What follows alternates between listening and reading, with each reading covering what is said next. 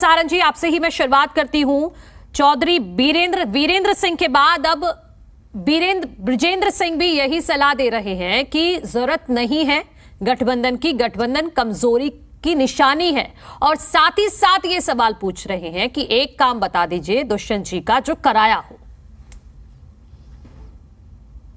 देखिए, मुझे लगता है कि चौधरी वीरेंद्र सिंह और उनके बेटे, सांसद बेटे बृजेंद्र जो हैं, वो अपनी उचाना की जो उनकी जमीन है, राजनीतिक जमीन है, वो जो खिसक गई है, उससे कहीं ना कहीं अपना मानसिक संतुलन खो गए हैं और थोड़े बौखला गए हैं और ऐसी बातें कर रहे हैं जो ना उनकी राजनीति को फायदा कर रही है, ना उनकी पार्टी यानी भारतीय जनता पार्टी की लाइन पर हैं और ना ही उससे किसी और को कोई फर्क पड़ता है।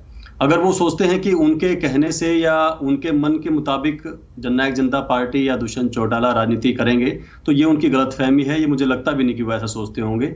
सारी की सारी जो कवायद है वो कहीं ना कहीं अपनी भड़ास निकालने की है कि चौधरी वीरेंद्र सिंह जिस उचाना को कुछ मामूली से छोटे मोटे उनके काम करके या ना करके अपनी जागीर समझते रहे, कहते हैं कि मैंने 50 साल वहां पर राजनीति की है और 5 बार वहां से विधायक बने हैं, एक बार अब उनके बेटे सांसद भी हैं, उसी एक क्षेत्र पड़ता है हिसार लोकसभा का।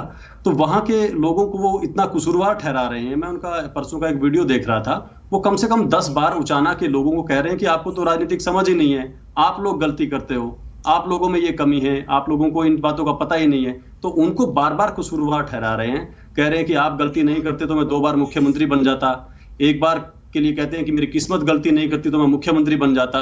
तो उन सारी बातों का समाधान ना तो जननायक जनता पार्टी के पास है और ना ही मुझे लगता है कि उचाना के लोगों पर उसका कोई दोषारोपण होना चाहिए। ये उनकी भड़ास है, उनकी व्यक्तिगत भड़ास है। इससे ना तो प्रदेश मतलब गठबंधन पर इस बयान से कोई फर्क नहीं पड़ता है? छोटा सा जवाब दीजिए।